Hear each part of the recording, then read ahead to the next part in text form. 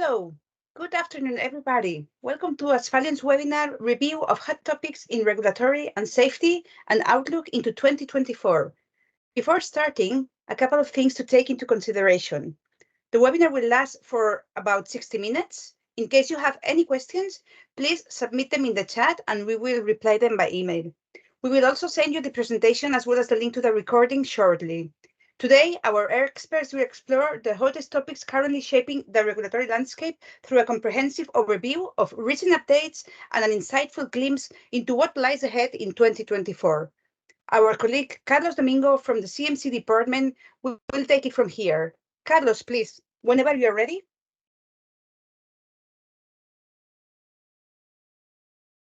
Hi everyone, thank you Lydia for the welcome. Hi everyone for coming to today's webinar. So I'm going to talk to some of the most important changes in the past months in CMC area. One of them is the new guidance for testing high-risk drug components in the ethylene glycol and ethylene glycol. Because as you may be aware, in the past 2 years, a lot of deaths were reported in multiple countries caused by patients consuming oral liquid drug products contaminated with these two excipients. And as a consequence of that, drug product manufacturers must verify their supply and testing protocols to ensure the quality of this and prevent the use of these contaminated components. Also for nitrosamines, well, this is a hot topic for the recent years and is always changing. And in July 2023, EU updated Appendix 1 for the acceptable index established for nitrosamine. And also for breakthrough therapy applications, the EMA and the FDA published a Q&A on quality and GMP aspects. Next, please. And this is more, well, it's being all across Europe and it's currently a hot topic in Spain. The allergens, new allergen legislation was published last year, and we see that this is going to be a challenge for allergen products manufacturers, since they have to submit marketing authorization for the allergen products, including all Model 3. And as you can see, an appropriate legal basis needs to be chosen. Article 8.3 was treated like an innovative product, is the preferred basis for the EMA, but they will also, with a strong justification, accept an article for well-established use, but it wouldn't be the common way. And this is how we can help allergen product manufacturers with strategic advice for the AMPS, regulatory strategy, publishing of document, prepare of all Model 3 and other models, document pharmacovigilance, and all that. Next, please. And what is to be expected in this coming year, 2024? Well, between many other changes, one of them is the ECH Q14 that was updated last year, is coming into effect in June of this year. Also, the ECH Q2 was also updated in last year and is also coming into effect this summer. And the FDA published a new draft of a guidance for industry for advanced manufacturing technology to allow, help manufacturers with the proper choice of new technology for manufacturing. Next, please. And in Europe, this is one of the main topics now in Europe.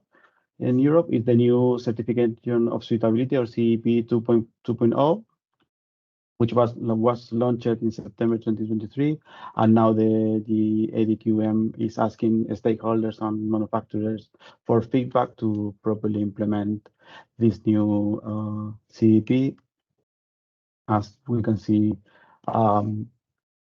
is to ease the experience for stakeholder and to provide greater transparency information. And now there is this mixed CEP dossier now, when older CEPs doesn't have went through renewal, but they made some updates. So they have this mixed CEP1, CEP 2.0, where the signatures is digital, but the rest of the dossier is still as it was for the previous format. But from renewal, from new CEPs, they need to go through this certification or suitability new. Next. So that was it for CMC. Thank you so much, Carlos. And now we are moving into regulatory operations, data management with Beatriz Ugalde, Regulatory Data Manager. Beatriz. Thank you. Good afternoon, everybody. Concerning data management, there are two key changes.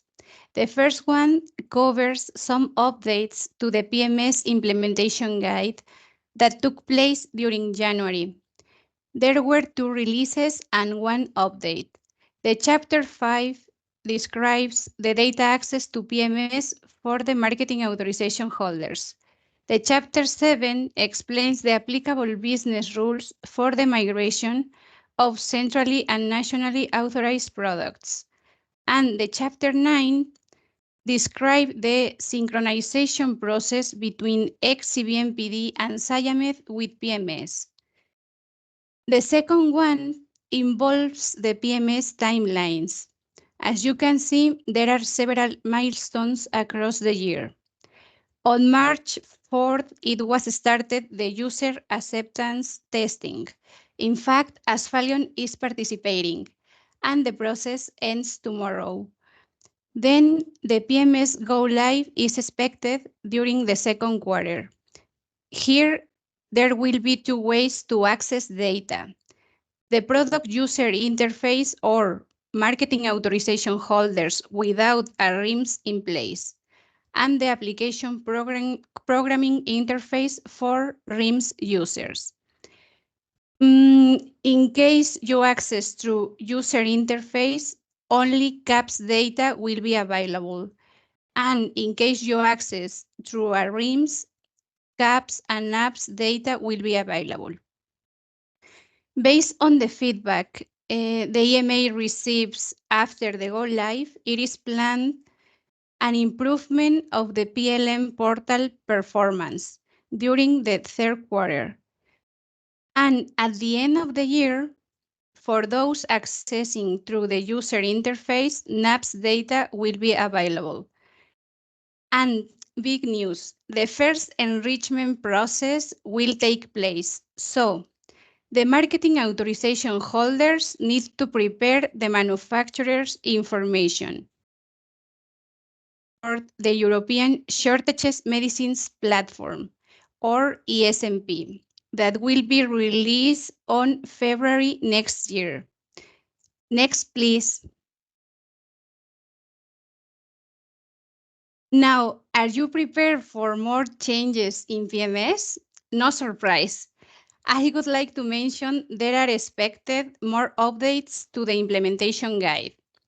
The chapters affected will be 1, the 2, and the 6, with the purpose to describe the registration requirements for the different access roles to PMS, to update information concerning data elements, and to describe or to define the API technical specifications to connect RIMS with PMS.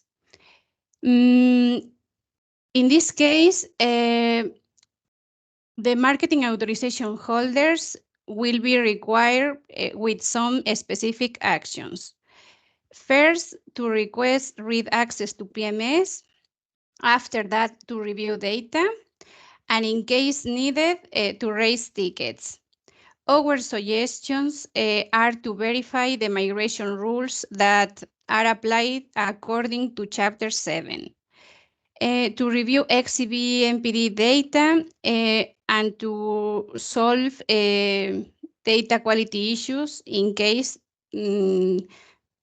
if any data quality issue is identified, the better approach is to solve.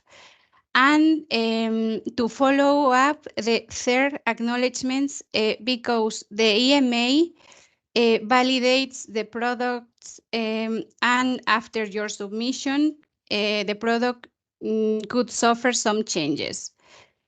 Would you like to know more about this? Please join our webinar next week, because we will provide some useful information to be ready for these coming changes. Thank you.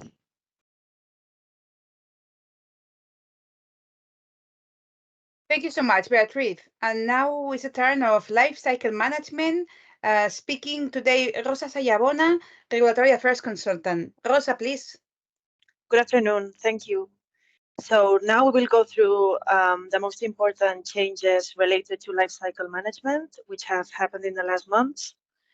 The first change is related to the clinical data publication relaunch in line with Policy 70 for transparency.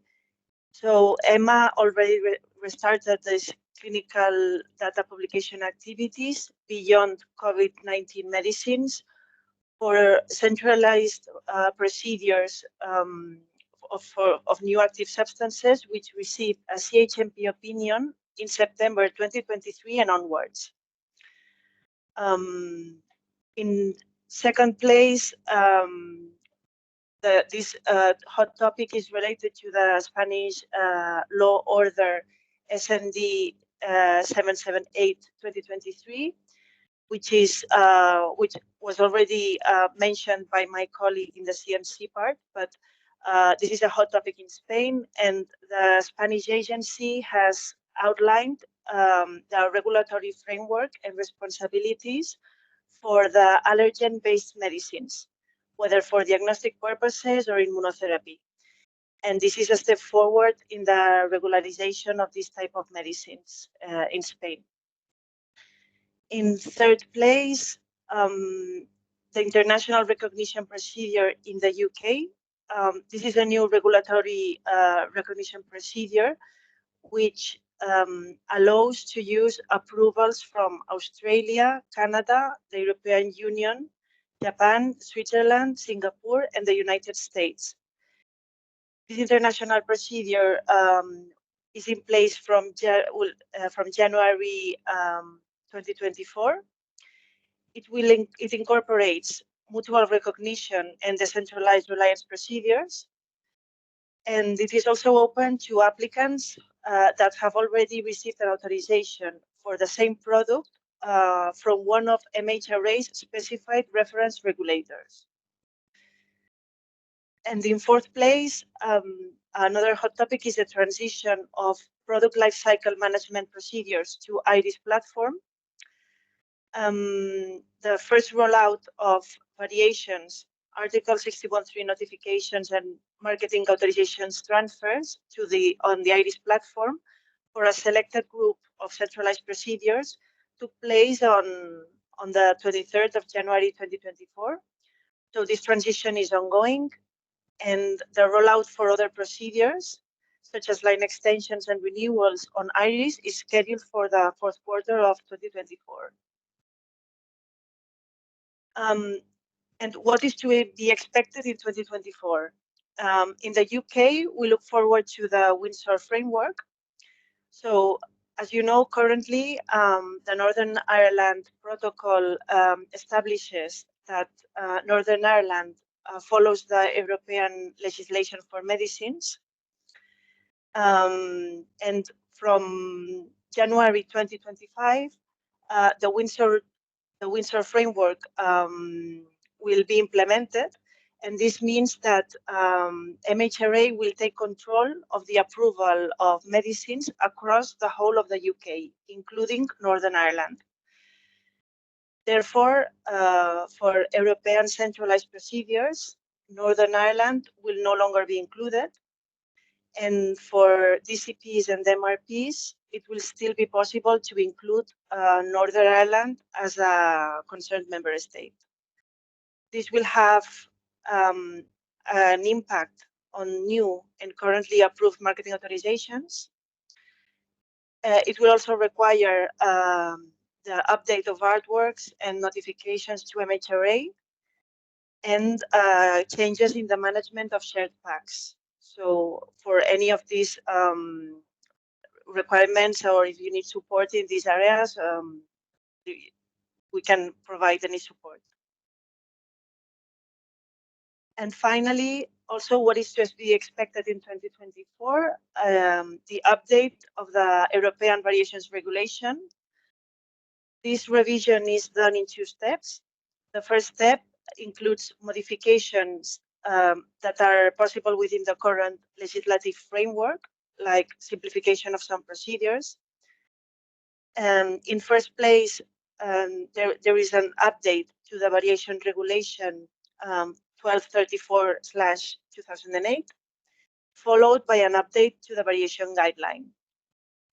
Here we have a fresh update because this week the European Commission already adopted the delegated regulation, and the Variation Guideline update is expected for the 1st January 2025.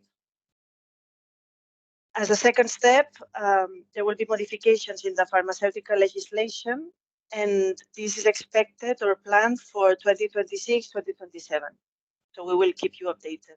And if you have any question on the mentioned topics, please send a question to us and we'll be glad to help. Thank you. Thank you so much, Rosa. Now we're moving to the MedTech service with Adi Ikovic, Senior Principal. Adi, please. Thank you, Lydia, and hello, everyone. Well, in the coming minutes, I will try to cover all the changes that we have recently in the MedTech arena. This is quite challenging because the pace and the rhythm of changes is very, very agile. But I will try to focus on the singular points that may be interested to everyone. Let me first start and say that the reasons for this increase or these exponential changes that we see are basically because of recent recalls and I would say technological scandals that we saw in recent years. Technological advancements and rapid change in innovation, including integration of software and AI, artificial intelligence in medical devices, global harmonization initiatives, mainly from the IMDRF, the International Medical Device Regulators Forum, data security and privacy, and managing personal data, personalization, of medicine tailored to individual patients, economic and market pressures to control cost while improving patient outcomes, and finally, public and political pressure on regulatory bodies to tighten regulations, and in this way also to encourage the local industry. Next, please. So in the coming minutes, I will focus mainly on 2 regions on the EU, European Union, and the US, and I will try to cover the changes in regulatory affairs, clinical affairs, and quality assurance, which are the main activities that we at Asphalion are involved with. Next, please. So if we are looking to the changes in the regulatory affairs in the EU, so we see recently the publication of many MDCGs, medical device guidance documents quite recently. And if we are looking from the beginning of 2024, there are actually 5 or even 6 MDCGs that were recently published. For the first 5 are focused on vigilance. We have 1 general vigilance MDCG, and then another 4 that are specific for specific applications: cardiac ablation, coronary stents, cardiac implantable electronic devices, and breast implants. And recently, a few days ago, there is a new MDCG that was published on clinical investigation plans for clinical investigations of medical devices, number 2024-3. This is a new one that just came out from the oven just recently. Next, please. Another thing that we see also in the EU is the increase of harmonized standards that are published for different applications, for different utilities. We will see also soon other harmonized standards that are published as part of the MDR, the Medical Device Regulation, and the IVDR, the In Vitro Diagnostic Regulation, in addition to common specifications that are expected to be also published very soon. Next, please. Regarding the US, I would say that one of the most dramatic things that happen in the US from regulatory point of view is the electronic submission template and resource, or in short, eStart system, which is actually an electronic system that help submitters of 510Ks and de novo submissions to proceed with their submission in a way that it will be easy to do it. It will be done electronically using the forms that are built in the system. And this will ensure the need to introduce data twice or sometimes even more to avoid RTAs refuse to accept, because not all the information is included. And it will include also databases to ensure that information is relevant for the device in question. It will include also the truth and accuracy statement that usually is the final document that close and finish the submission, the 510K submission and the de novo submission. It is important to say that the eStar is a free system. There's no charge needed to use it. And as I said before, it is required for 510K submissions and de novos. Of course, 510Ks unless they are exempt. And for PMAs and pre-submissions, this is voluntary. This is not a must. You can use it or you can decide not to use it. But for 510Ks and de novos, it is necessary to use the system. Next, please. Also in the US, we can see a list of a long list actually of documents that are going to be published in the coming year. There are two types of lists, the A list and the B list. The A list is the list of documents that the FDA committed to publish during 2024. And the B list is actually a list of recommended documents that the FDA will publish them if it would be possible from resources point of view. So we can see in the next 3-4 slides that the A list is very long comparing to the B list.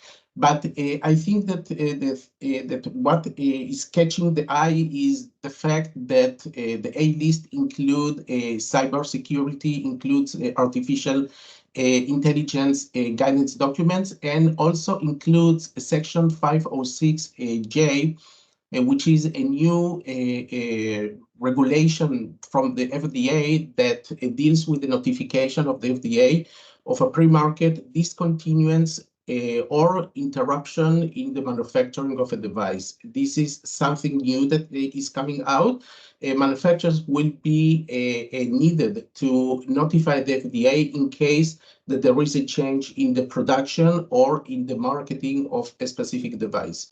The FDA also this year is going to discuss the possibility to withdraw 510K clearance that were provided in the past in case that there is an abundance of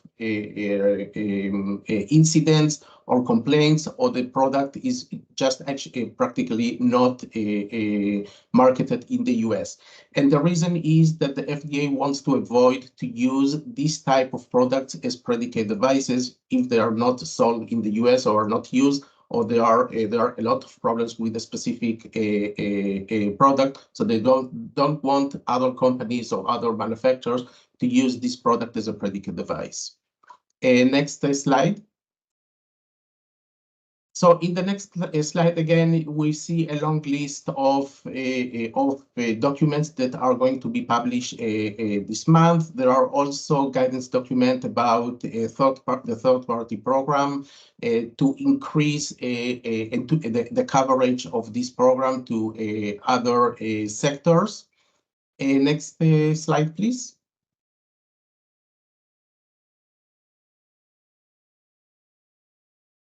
And then again, many documents that are going to be published. After you get the slide deck, you will be able to review this list. Next, please. And another one.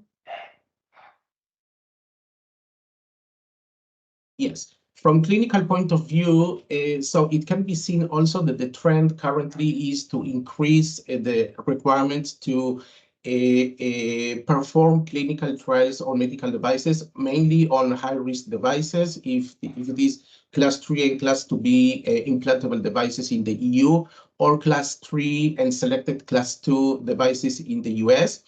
The idea also is to try to integrate information that was collected from real-world data, or what is called RWE, real-world evidence. The idea is, again, to increase the post-market activities to collect more data from the field after the device was cleared or approved and is in use. Next, please. From quality assurance perspective, I think that the most, again, the most important change that we see recently is the new QMSR, the new Quality Management System Regulation rule that was published by the FDA.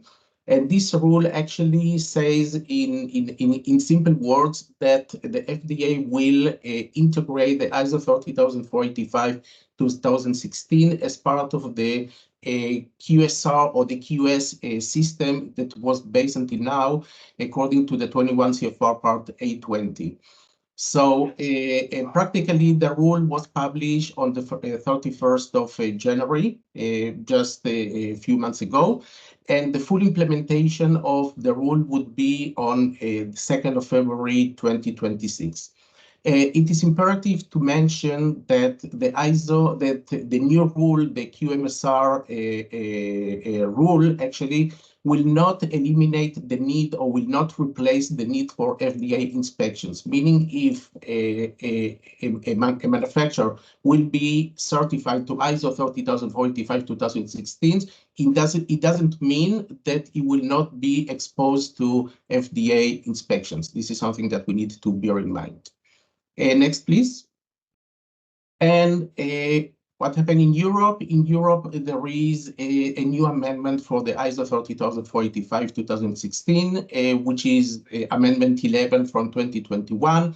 And this actually amendment is reviewing the two annexes, ZA and ZB, which replaced the three annexes in the past, ZA, ZB, and ZZ.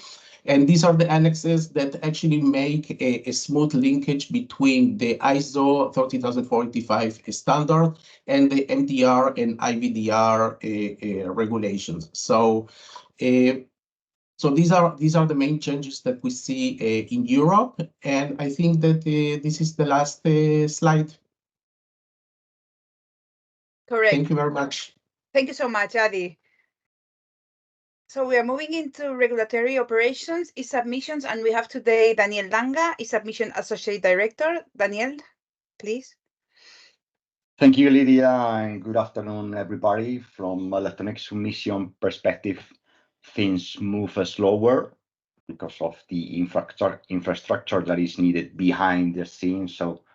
But here we will see some key remarks from the last months. Okay, so the first one is concerning Europe. Okay, and for those who already work on the US submission, this concept is not new for you guys, because this is about the possibility of sending data sets, specifically the type of data sets that are needed for the module 4 for preclinical studies. Okay, from January this year, EMA is launching a proof of concept. Okay, for evaluation the need and the added value that including those raw data, those data sets could affect the revision of the dossiers. Okay, so it's basically just a proof of concept. It's just the very beginning, and obviously the eCTD format as it is right now on the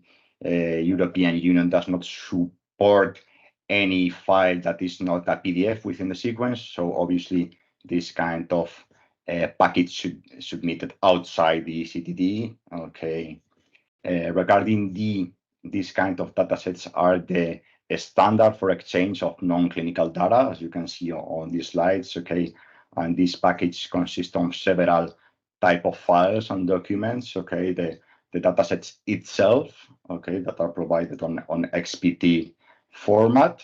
Okay, for instance, body weight is a data set. Okay, it's all the raw data or all the body weight gain, during a given preclinical study. Okay, there is also a reviewing guide and also a table of contents that is included within an XML as usually on eCTD. Okay, so this is the first change.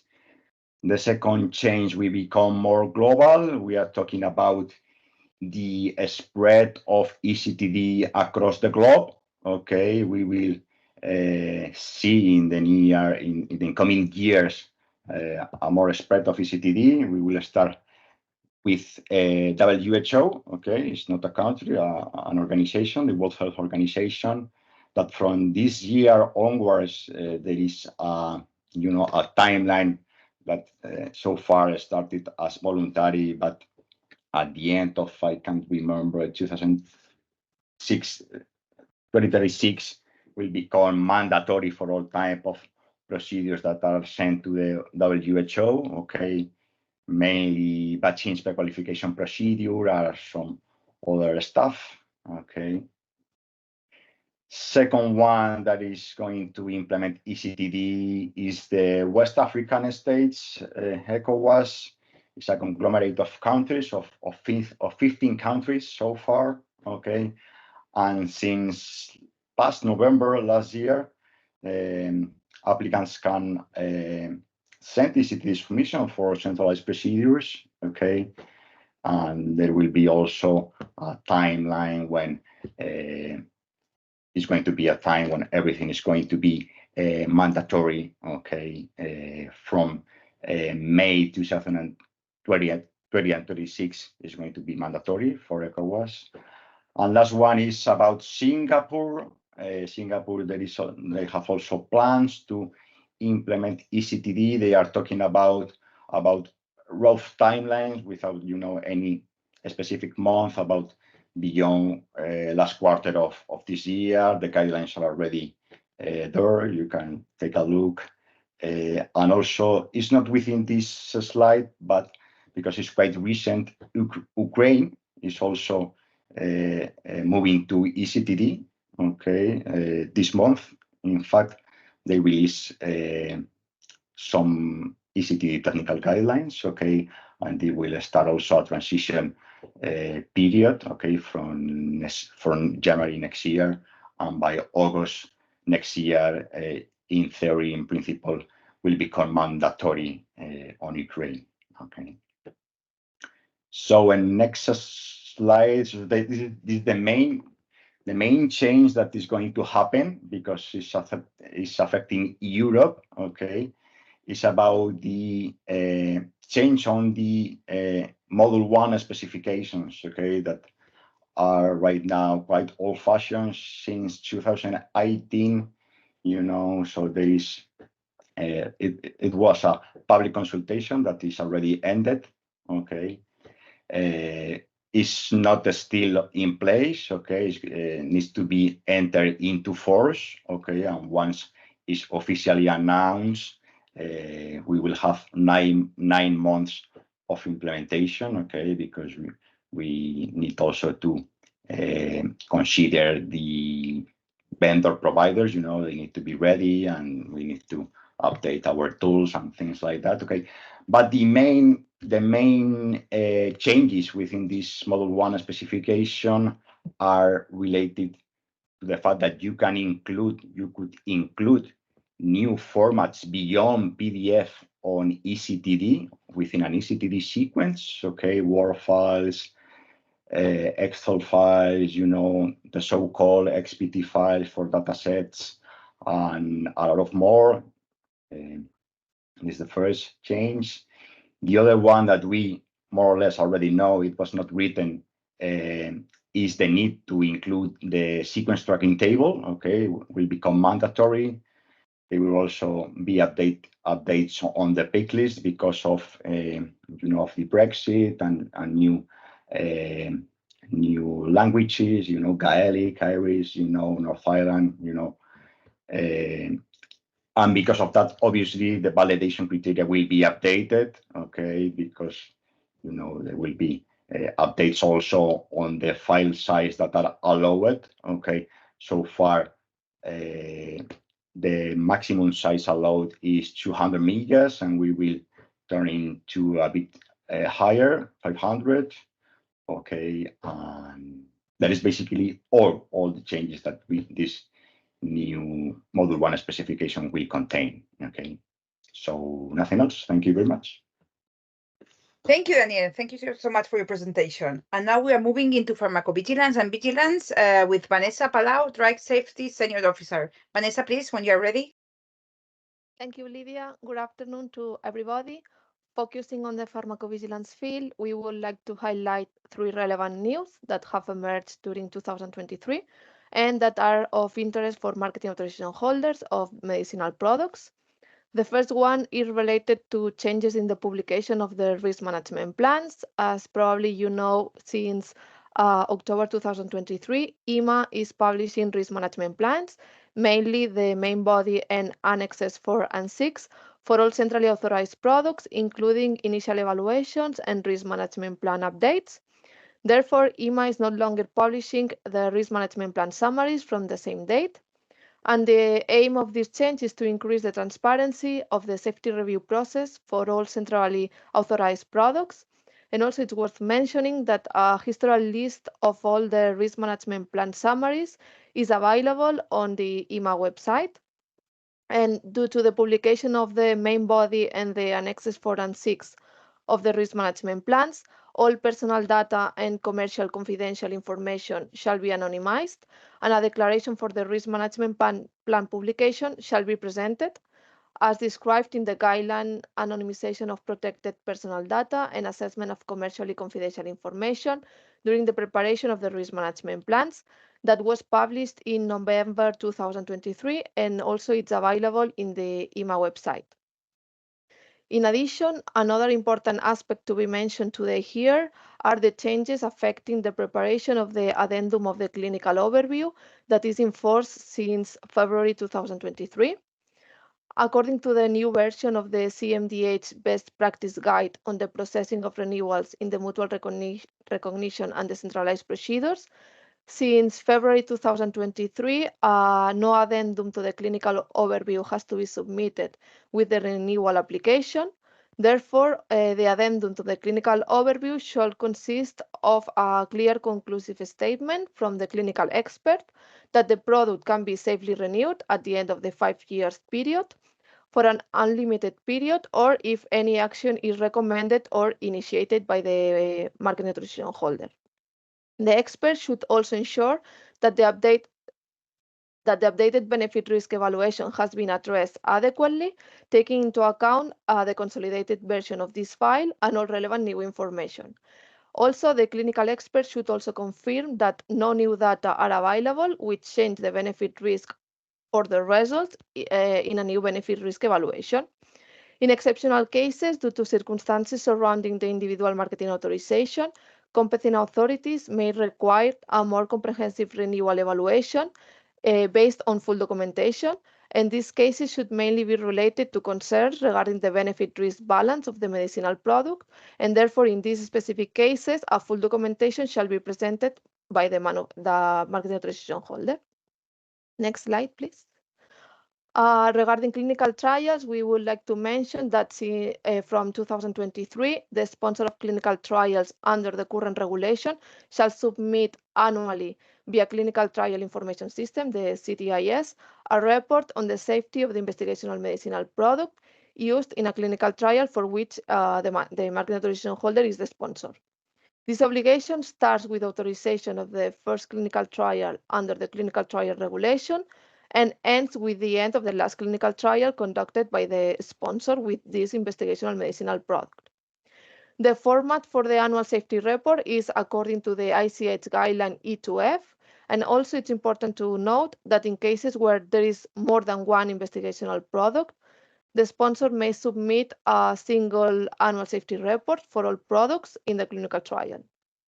Also, it's worth mentioning that during the transitional period, in which some clinical trials are still approved under the old directive, medicinal products that are in clinical trials approved only under the old directive can continue to submit the DSURs through the old system. However, when annual safety report contains information on clinical trials that are under the old directive and also clinical trials that are under the new clinical trial regulation, the submission of the annual safety report should be done through the CTIS. Next slide, please. Okay, moving over, when analyzing the expectations for 2024 in the pharmacovigilance field, we would like to highlight three main guidelines that are currently draft under review and are likely to be published soon during 2024. These guidelines will have an impact on the routine pharmacovigilance activities, which are carried out by the marketing authorization holders. The first guideline I would like to comment on concerns the guideline on specific adverse reaction follow-up questionnaires, which were released for consultation in August 2023 and is expected to be approved in 2024. The main objective of this guideline is to enhance pharmacovigilance practice through the effective use of a specific adverse reaction follow-up questionnaires, and it aims to address the challenge of incomplete information in ICSRs, which is critical for the pharmacovigilance assessment. The guideline highlights the importance of collecting detailed and structured information about adverse reactions. It provides a structured approach for when and how specific adverse reaction follow-up questionnaires should be used by the marketing authorization holders and always upon request by the national competent authorities. The second guideline I would like to focus on is the second version of the ICH E2D guideline on post-approval safety data, definitions and standards for the management and reporting of ICSRs, which was released for consultation in February 2024. This guideline has been published in May 2003 to establish an international standardized procedure to improve the quality of the post-approval drug safety information and to harmonize the way of gathering and reporting this safety information. Since its original publication, new sources of post-approval safety information have emerged. A new version of this guideline has been published recently, and basically the new information included is regarding the management and reporting of adverse events and adverse drug reactions that are identified through digital platforms and also in patient support programs and market research programs. Concretely, this document states that if an adverse drug reaction is collected from a digital platform in the context of an organized data collection system, reporting requirements to a regulatory authority apply, and the study type element should be reflected and should contain the digital platform, allowing these ICSRs to be distinguished from others.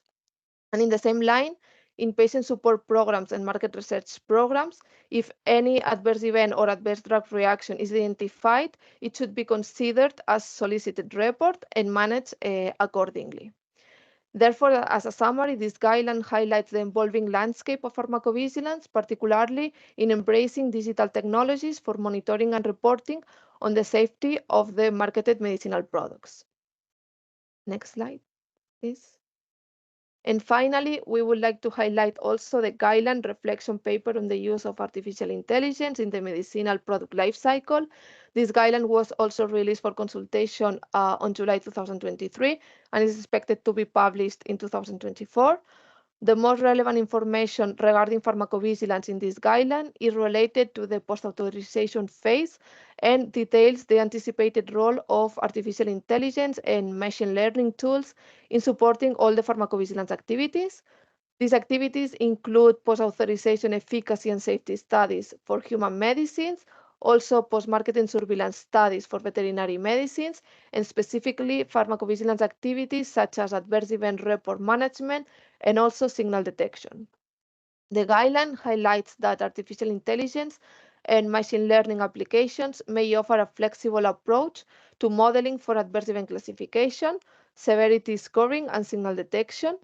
However, it also notes the responsibility of the marketing authorization holder to validate, monitor, and document the performance of these models and include artificial intelligence and machine learning operations within the pharmacovigilance system in order to mitigate risks associated with the algorithms and models used. And that's all from the PV unit. Thank you so much, Vanessa. So let's get into development writing, our last topic today with Álvaro Villarino, Senior Business Developer. Álvaro, please, when you are ready. Hi, hello. Good afternoon to everyone. Thank you so much for your time, of course. Okay, so we wanted to include here a couple of initiatives that actually help entities in the process of development. So one of them was this program that was launched by EMA a couple of years ago, to which now they are updating. This program was addressed to entities in the academic sector or for example, for non-for-profit organizations or research organizations, because EMA understands the difficulty behind developing advanced therapy medicinal products, because they are specifically complex. What EMA wants is to facilitate the transfer of their products to later stage clinical research. In this scenario, they already selected 3 entities in these 2 years. One of them actually was Hospital Clinic in Barcelona. And what they want to do is to provide guidance and accompaniment. So with this program, you're actually accessing to accompaniment by EMA per se. And EMA is kind of trying to boost that these entities use the existing regulatory tools to facilitate their development programs. One of the measurements actually is to provide economic benefits to the selected entities, such as, for example, you can see here the 90% fee waiver of a scientific advice procedure, which is important for these kind of entities. So we wanted only to highlight that this is focused for academia, hospital, research institutions developing ATMPs for conditions that represent an unmet medical need, with already some clinical data generated, and they are going to select 2 more entities before the end of April. So if you are a hospital, for example, developing an ATMP, maybe you should consider applying for this, because it's definitely going to be helpful for your program. Next, please.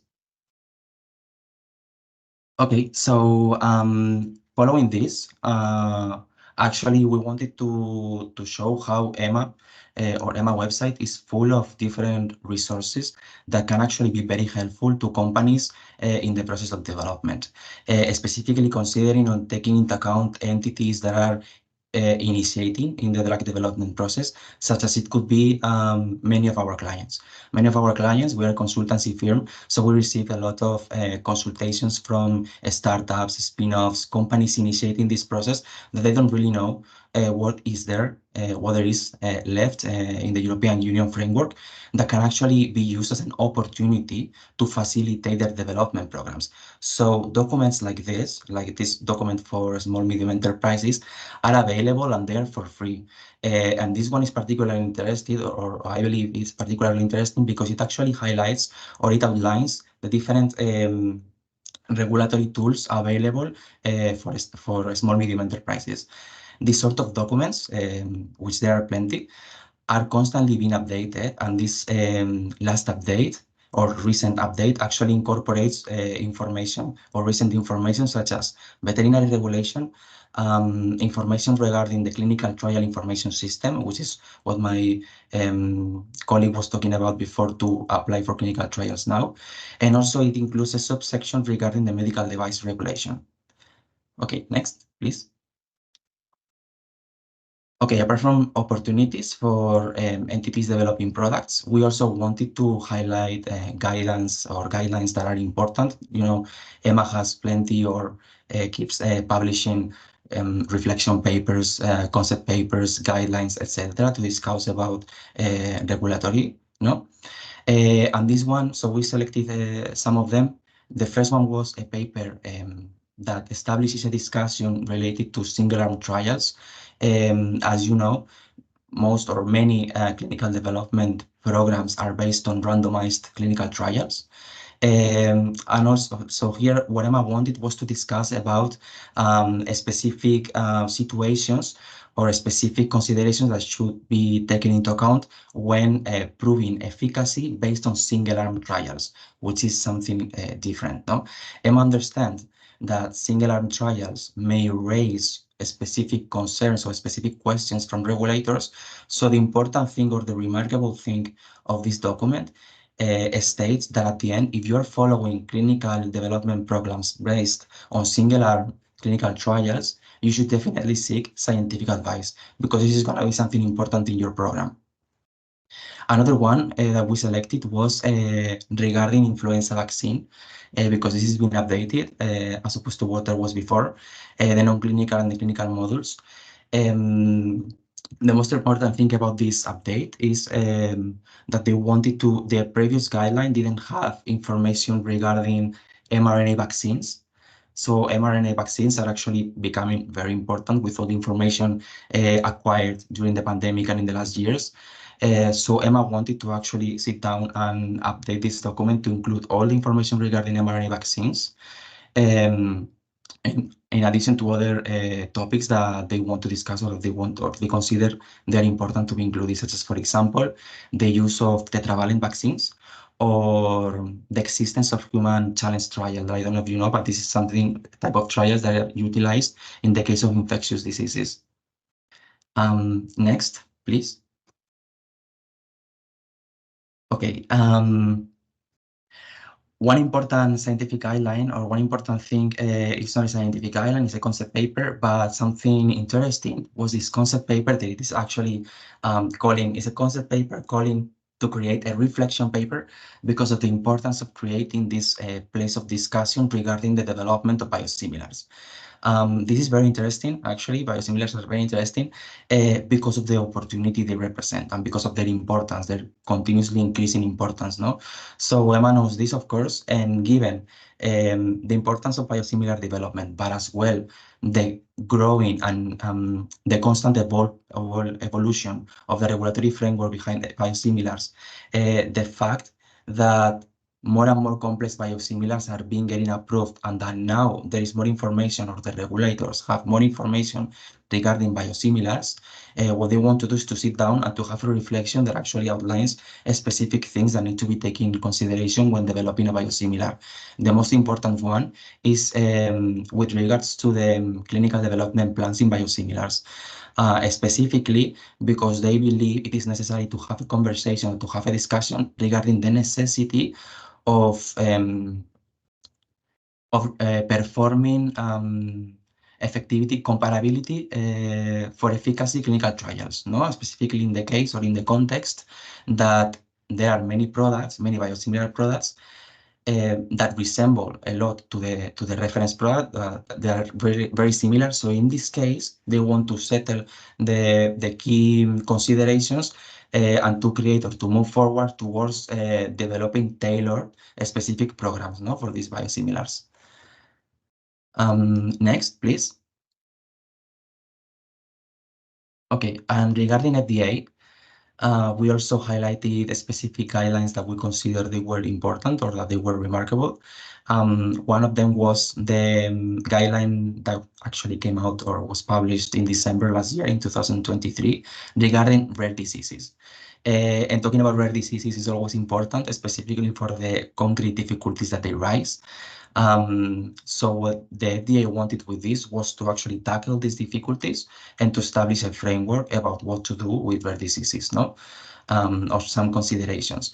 This is important because with rare diseases, as I was saying, there are difficulties that normally are linked to the fact that there is a reduced population to study these diseases because there is a less amount of people suffering from these conditions. And as well, there is a limited amount of knowledge, of scientific knowledge, or of medical knowledge with these conditions, no? Because there is less research in turn. So with this, they want to set out a framework, and they actually bring up topics such as considerations in non-clinical development, and they also highlight the importance of utilizing or optimizing the use of biomarkers in rare disease development programs. As well, something important is that at the end, through the guideline, what they are saying is that you need to make the most of your information or the data generated, considering that you're going to have small groups. So, for example, the proposal of utilizing adaptive or flexible clinical trials is something that the guideline explores because of precisely for the existence of low of small samples, not of small populations. Another one that was interesting was a guideline that was published regarding CAR T cells, and CAR T cells are super exciting as a product because it is something incredibly innovative and very difficult. So something that the guideline particularly saying is that when you are developing CAR T cells, you need to be very careful, or you need to have very well defined or very well characterized your transgene and the vector that you are using. And something else also that this guideline brings is it establishes like a key differentiation between autologous therapies and allogenic therapies, such as, for example, in the case of introducing in your plants something that actually shows or examines the potentiality of causing graft versus host disease. This guidance also considers other type of therapies, but it is mainly focused on CAR T cells. So what they are saying is that these sort of therapies are so complicated that in general, you need to follow a development plan on a case-by-case basis. So each product should be specifically researched and consulted. And last slide, please. Okay, and also we wanted to talk about the guidance that was published regarding antibody drug conjugates, which is an interesting innovative product. And ADCs are antibodies that somehow are linked to small molecules, to drugs, no? So this guidance is specifically focused to ADCs whose small drug is a cytotoxic molecule. So it is also very addressed towards oncological indications. But something very important if you are developing ADCs is that in your programs you need to have in mind the importance of establishing a correct or an appropriate dose regime, because the dose is going to be something important, specifically to demonstrate efficacy while keeping safety. So one of the things that the guidance is remarking is the importance of having a very well characterized pharmacodynamics of your product and also pharmacokinetic profile. So, okay, with this, I think we more or less covered important guidelines of relevant products. So if you have any questions regarding development, please feel free to ask us. Excellent presentation, guys, and right on time. Thank you so much. And thank you to everyone who attended. We hope you enjoy it.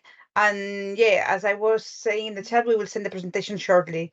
You can still send your questions anytime at info@asphalion.com. Have a nice afternoon, everyone. Bye-bye.